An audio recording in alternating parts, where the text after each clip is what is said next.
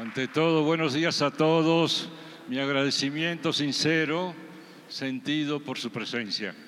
En un sábado nos juntamos para celebrarnos, para organizarnos, para adquirir conciencia de la situación que vive nuestro país en este momento.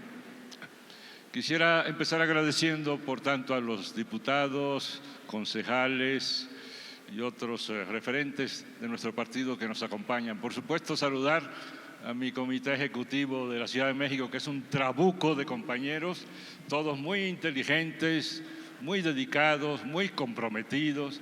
Estamos haciendo este trabajo con ellos. En realidad, el peso del trabajo recae en ellos y por eso hemos podido avanzar en 2 ciclos de contacto con nuestra militancia.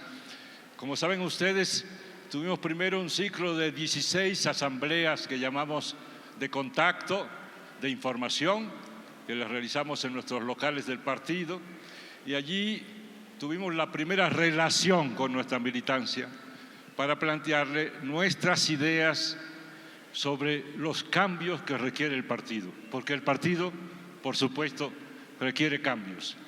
En segundo lugar, decidimos que una vez que nos fueron a ver y pudimos discutir con los compañeros representantes en nuestro local, nuestro deber era ir a las alcaldías y es lo que hemos hecho en una segunda fase que concluye venturosamente hoy aquí en esta alcaldía dirigida por un compañero que es un torbellino de trabajo y de ideas e iniciativas, que ha impulsado el proceso en esta alcaldía para obtener los triunfos electorales que primero nos describió e inmediatamente emprender las tareas transformadoras, justicieras que requiere nuestra gente. Así que yo felicito a la alcaldía Gustavo Madero por este dirigente que tienen de alcalde.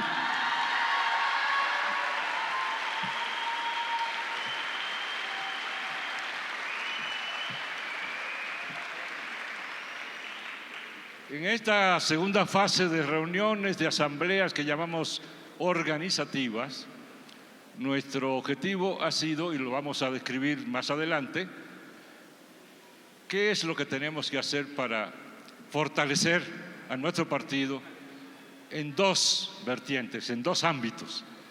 El de la organización interna, que se nos ha debilitado un poco, y a nuestra formación política. Necesitamos convertir a nuestros militantes e incluso a nuestros simpatizantes en personas capaces de entender lo que ocurre en su entorno local, en los estados de la República, en el país y a escala internacional.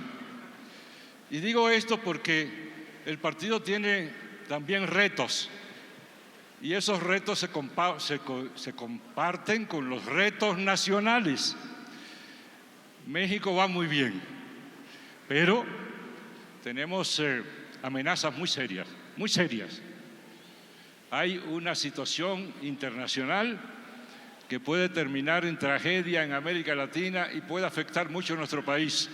Me refiero a la embestida del señor Donald Trump, no solo contra México, sino prácticamente contra el mundo, porque ha amenazado a México, ha amagado a México, ha amagado a Canadá, se quiere apoderar del canal de Panamá, quiere la isla más grande del mundo, Groenlandia, y quiere amenazar a Europa, se pelea con China, amenaza a Rusia, y eso que nos va a conducir a una situación que puede ser la última. Recuerdo la frase del científico Einstein cuando le preguntaron qué creía él que pasaría después de una tercera guerra mundial, es decir, de una guerra nuclear. Y Einstein respondió: lo único que tenemos que dar por seguro es que concluida la tercera guerra nuclear, la tercera guerra mundial de carácter nuclear, la siguiente guerra será a pedradas. Es decir, retrocederemos a la edad de piedra. Y eso es lo que está provocando un personaje que amenaza por todos lados. a Panamá con la idea de que hay chinos conduciendo el panal, lo cual es absolutamente ridículo. La idea de que él puede decidir que conquista y se apodera e integra a Groenlandia, que es una propiedad del reino danés europeo y que además se vincula con nosotros de muchas maneras, con México, porque es una región autónoma, es una isla autónoma. Se estableció allí una de las primeras autonomías y, como ustedes sabrán, en México estamos iniciando el establecimiento de las autonomías para los pueblos indígenas y afrodescendientes en nuestro país. Nos vamos a colocar como el país más avanzado de América Latina en materia de reconocimiento a nuestros pueblos indígenas y a nuestros afrodescendientes, a nuestros afromexicanos. De tal manera que México siempre está, en estos últimos tiempos de la Cuarta Transformación, en proceso de colocarse adelante en los procesos de transformación. Y Groenlandia tiene relación con nosotros. Yo estuve en Groenlandia, perdón, en Dinamarca, hablando de sus Cervantes. Se llama Snorri Sturluson. Es como hablar de Cervantes en el propio país. Y los diputados progresistas de Dinamarca nos explicaron los avances de Dinamarca. ¿Por qué constantemente, últimamente, estamos diciendo queremos tener una educación como Dinamarca?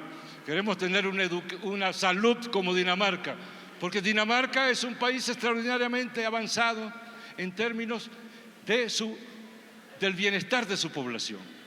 Como yo no hablo danés, tenía un traductor, y ese traductor era un estudiante universitario. Y yo le preguntaba sobre su vida como estudiante. Nos decía, tenemos garantizado toda la educación, no solo la educación. Cada año, como nuestro país está interesado en que los daneses conozcan los problemas del mundo, nos pagan un viaje mundial por otros países, lo que nosotros escojamos. El gobierno paga nuestro departamento para mí y para mi compañera. Garantizada la educación y la salud. Es un país verdaderamente extraordinario. Por eso la frase de queremos ser como Dinamarca tiene sentido. Y tiene sentido porque además es un país que reconoce la diversidad y constituyó allí, en Groenlandia, la isla más grande del mundo, un sistema de autonomía para pueblos indígenas que existen allí. Porque allí están los inuit, que son los conocidos como esquimales. Yo me reuní con ellos, los diputados progresistas, socialdemócratas lo llaman en Dinamarca, nos reunieron con ellos. Y ellos tienen su propio gobierno.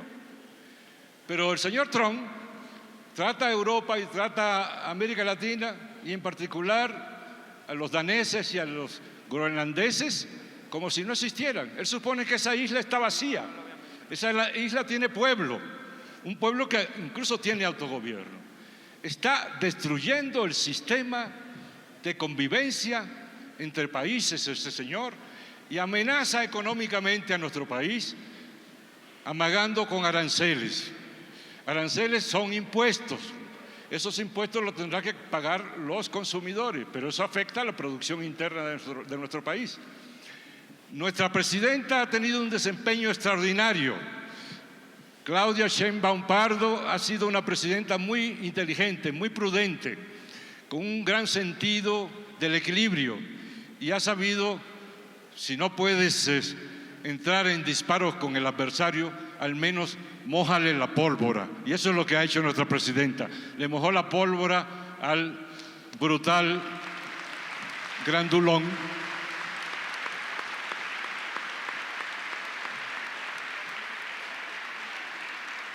así.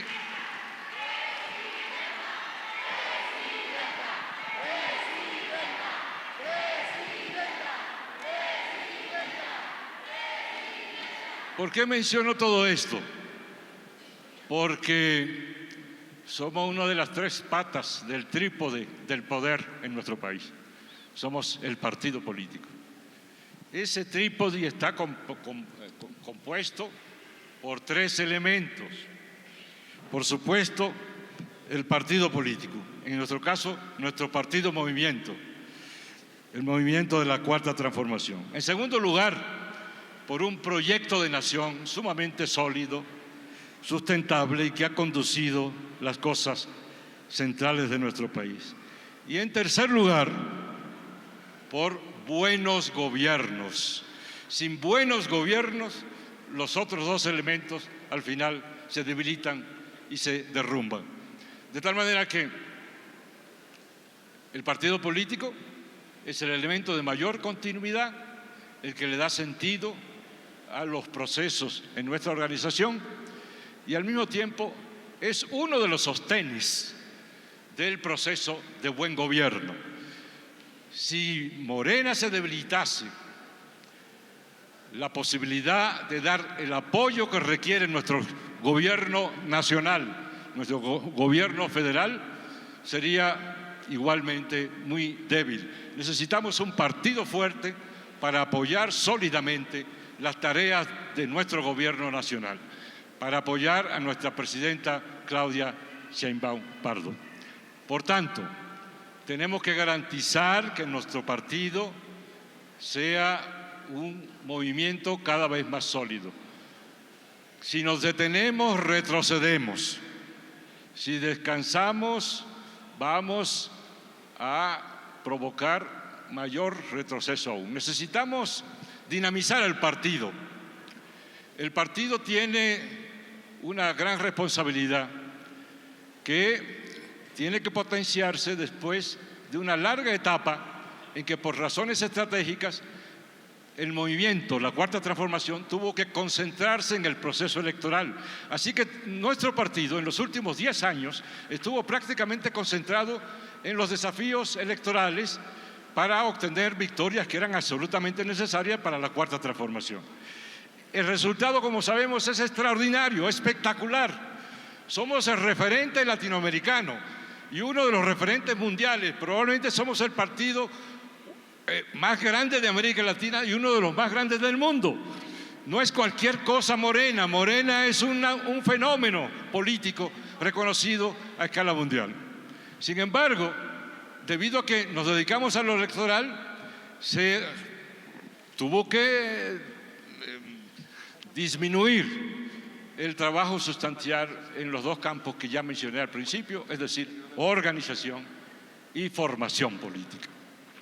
La idea es que recuperemos el paso y demos continuidad a lo ya realizado, que no es poco, es muchísimo, y que fue lo que nos permitió tener en este momento la mayoría absoluta en nuestro Congreso de la Ciudad de México, la mayoría calificada en las dos cámaras del Congreso de la Unión, tener al mismo tiempo el 75% de los gobiernos estatales, es decir, de las gobernaturas, y haber podido ganar 2 veces la presidencia de la República. Es un aparato formidable de carácter electoral nuestro partido, pero tenemos que hacer que el partido vuelva a ser lo que fue al principio. Y por eso nuestra presidenta nacional de Morena, la compañera Luisa María Alcalde, tiene razón cuando dice que en esta etapa el partido tiene que regresar a inspirarse en los orígenes de nuestro partido. En los primeros tiempos, cuando estábamos construyendo este proyecto formidable que terminó siendo la Cuarta Transformación. ¿Qué fue? Respondo yo cuando me preguntan nuestros amigos latinoamericanos, ¿qué fue lo que hizo Morena para obtener este resultado tan estupendo? Yo les digo que hicimos un proceso que en los puntos señalados antes, que tienen que ver con el proyecto de nación, consistió en desarrollar un proyecto con características muy especiales, un proyecto que a su vez se fundaba. Aquí tengo un ejemplar, lo traje por nostalgia, que es el proyecto de nación por el renacimiento de México que realizó Andrés Manuel López Obrador con un grupo de compañeros intelectuales que se publicó en 2011.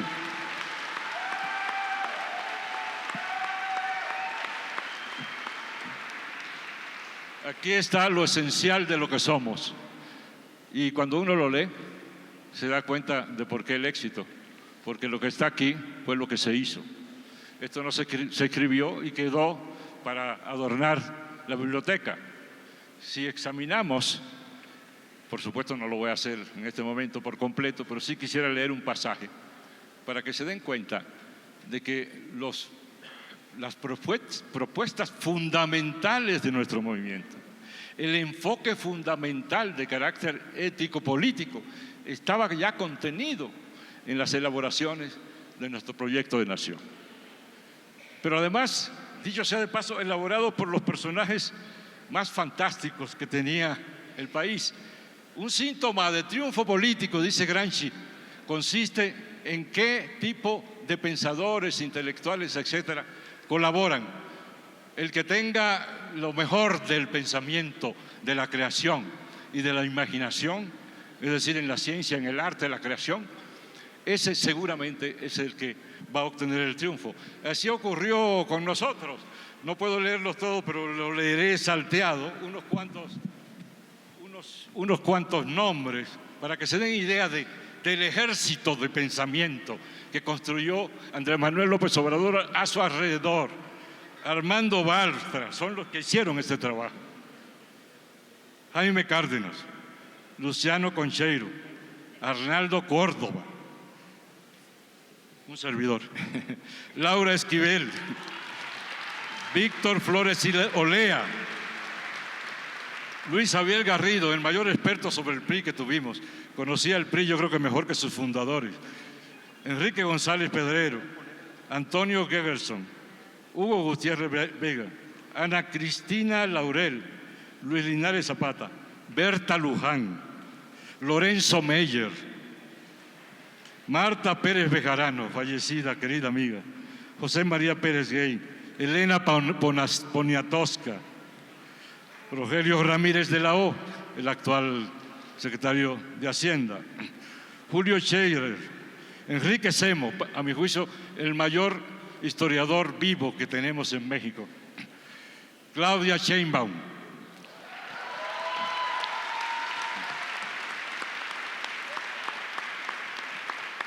Raquel Sosa, la que dirige las universidades Benito Juárez, Víctor Suárez, experto en materia agraria y ahora procurador agrario del país, Víctor Manuel Toledo, un extraordinario científico, Héctor Vasconcelos, nuestro representante de México ante las Naciones Unidas. Este es el tipo de personas que se allegó nuestro gran líder y fundador, Andrés Manuel López Obrador, el político más genial de lo que vamos de siglo y, a mi juicio, de todo el siglo pasado. Una figura extraordinaria, con una gran inteligencia y un compromiso social.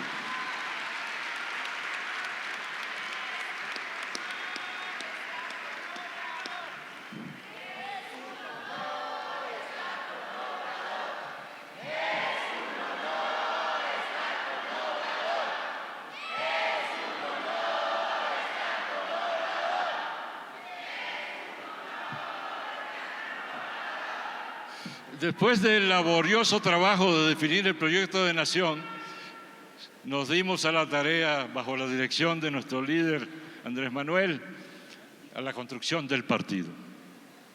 Y lo que construimos fue lo que terminó siendo el Partido Movimiento. Recuerden algunos de ustedes que una vez llegado el momento en que todos comprendimos, y en primer lugar Andrés Manuel, que deberíamos separarnos del partido en que habíamos luchado en 2 etapas electorales, por tanto necesitamos un órgano propio.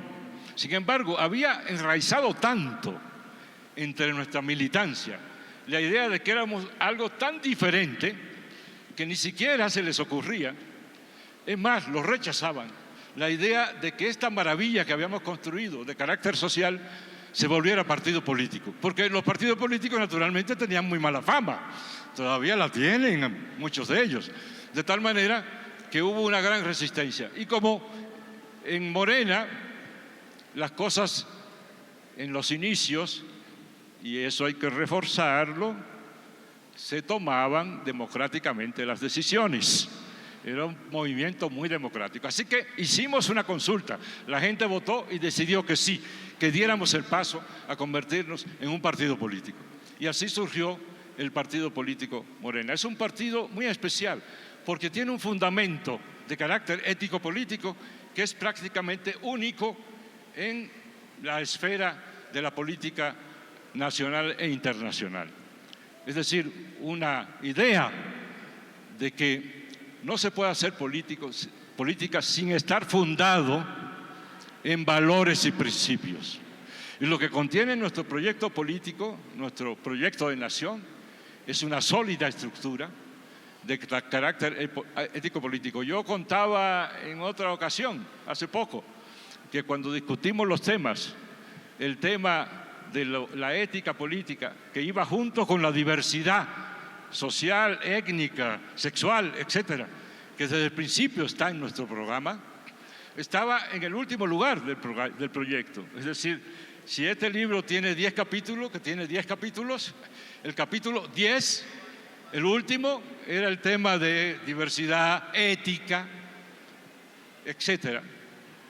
Lo que da realmente peculiaridad, lo que nos hace distintos, lo que evita que nos vean como iguales a los demás, radica en esta base. Pues una vez que se discutió para dar a conocer nuestro proyecto, eso que estaba en el punto 10, unánimemente se acordó que pasara a ser el punto 1, lo que de inmediato mostraba la naturaleza verdaderamente especial de nuestra presidenta Luisa María Alcalde Luján y del secretario de...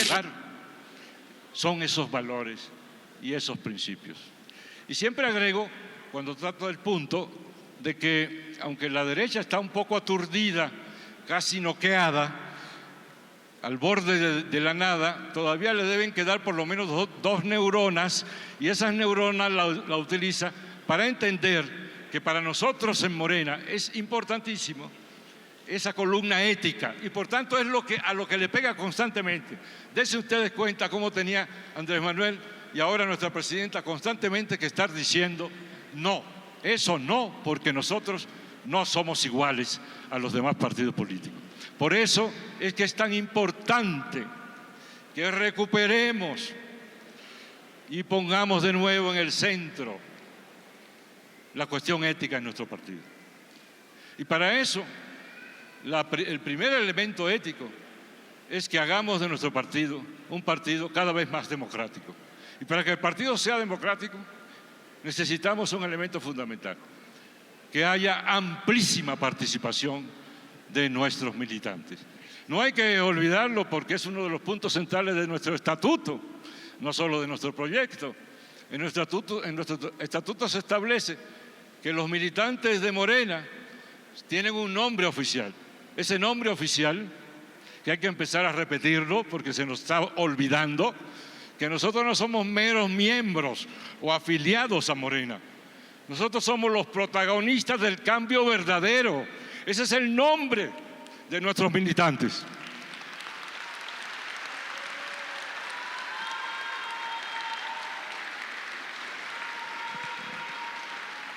Y si ese es el nombre de nuestros militantes, protagonistas del cambio verdadero, ustedes tienen que ser los protagonistas.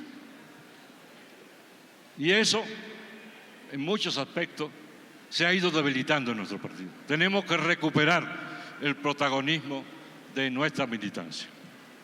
Segundo, tenemos que superar todas las disgustos, desalientos que provocan ciertas prácticas en nuestro partido, que conducen a que nuestros protagonistas sientan que se les presta poca atención a la militancia. Hay que redoblar la atención a nuestra militancia. Segundo, que hay exclusiones en nuestro partido, que algunos se quejan constantemente de que no tienen forma de participación en nuestro partido. Y eso es absolutamente inadmisible. Nuestro partido tiene que ser una gran casa con las puertas y las ventanas abiertas a la participación de todos. al mismo tiempo nuestro partido tiene que ser una gran comunidad política. Eso es lo que somos.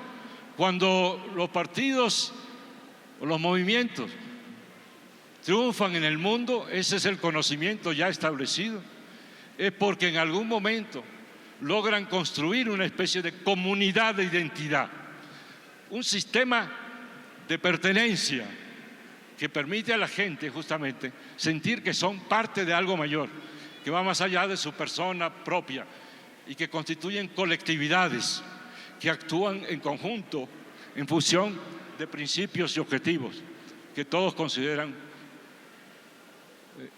fines fundamentales. Tercero, tenemos que excluir de nuestro partido lo antes posible las prácticas pragmáticas que consisten en creer que la medición de lo bueno es la victoria, es ganar. Pero sabemos, y en política eso tiene más realidad incluso con la vida cotidiana, que a veces hay victorias que son derrotas, porque son derrotas ético-político, y por tanto a la corta o a la larga termina provocando más daños que la celebrada victoria de que se trata. Y hay también aparentes derrotas que son grandes logros, grandes triunfos morales y políticos. Por supuesto que yo entiendo muy bien que muchos compañeros suponen que no se puede en la política aplicar los criterios de la moral y de la ética, porque suponen que entonces se vuelve menos eficaz el resultado. Pero eso, a mi juicio, es un error. Lo puede uno deducir de lo que ha pasado con los partidos políticos, no solo en México, sino en América Latina.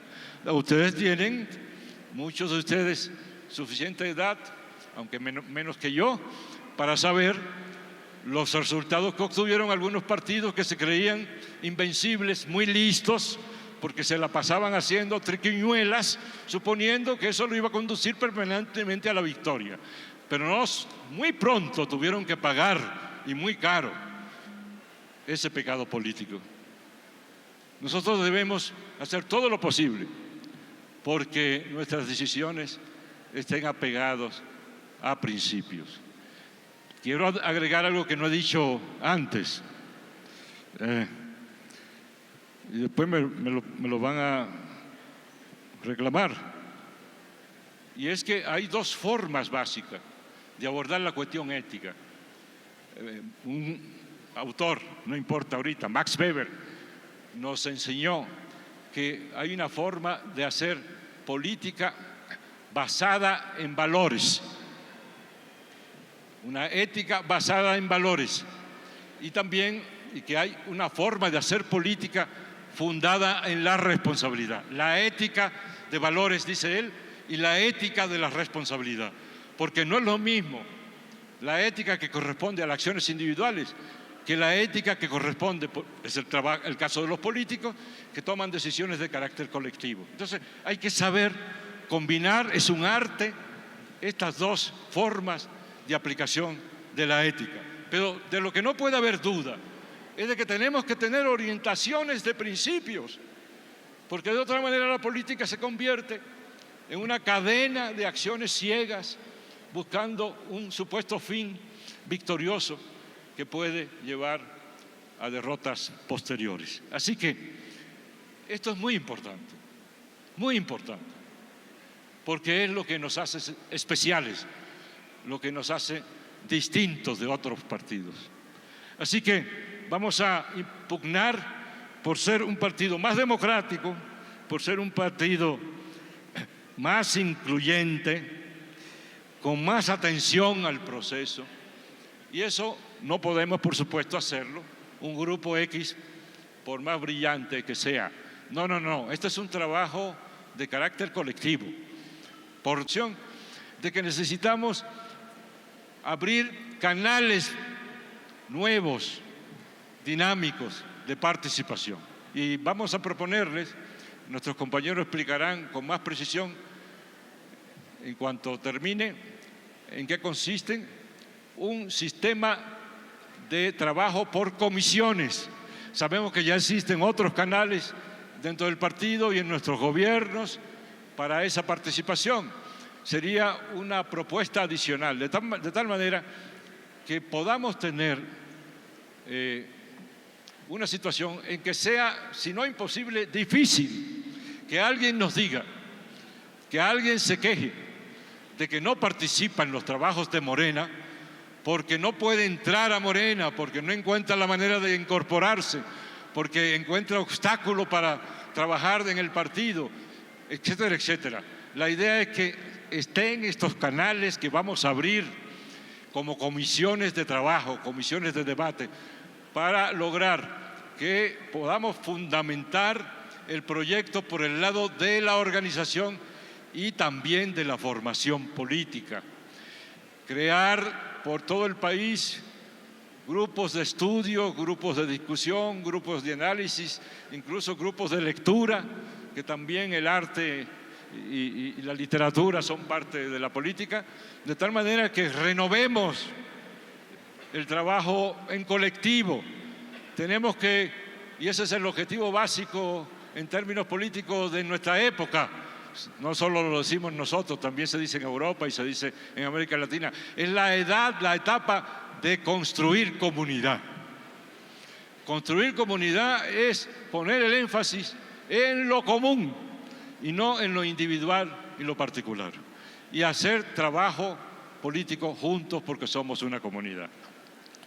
Así que eso nos permitirá tener un conjunto de actividades que permitan, y esto es lo último que voy a señalar, que Morena se convierta en un partido en el que haya debates. Escuchamos constantemente esa queja de compañeros que dicen: Morena es un partido en donde ya se debate casi nada, no hay grandes debates. Debate no es pleito, debate es intercambiar opiniones, conversar, permitir el diálogo. Y eso tenemos que lograrlo también en nuestro partido. Y para eso vamos a partir de estas comisiones, organizar por toda la ciudad reuniones de análisis y debate, de tal manera que podamos abordar los grandes problemas nacionales, desmenuzarlos, contando con el apoyo de nuestros intelectuales, que tenemos excelentes, profesores, etcétera, y con la contribución de ustedes, que es absolutamente esencial.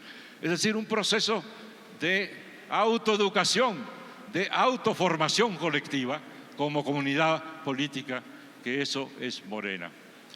Así que, compañeros, los invitamos a inscribirse en estas comisiones. Habrá mesa para hacerlo, de tal manera que ya no podamos escuchar la queja de que no hay medios para participar. Serán canales abiertos, permanentes, y además estamos abiertos como comité, ya creamos nuestros sistemas de audiencia para escucharlos cada vez que sea necesario. Si ustedes tienen una queja, si ustedes tienen una propuesta, etcétera, etcétera, nuestras puertas en nuestro partido están abiertas para todos.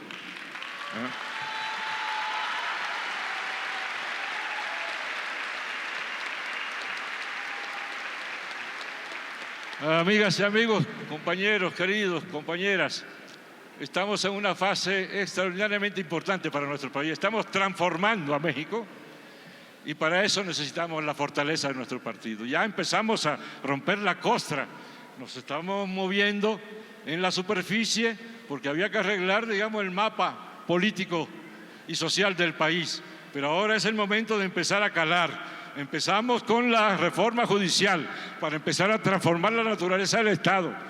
Empezamos reconociendo los derechos de las mujeres en el país para ir transformando las relaciones sociales, familiares, etcétera. Estamos reconociendo el carácter de sujeto político de derecho de los pueblos indígenas para que en este país haya diversidad verdadera y no simulación.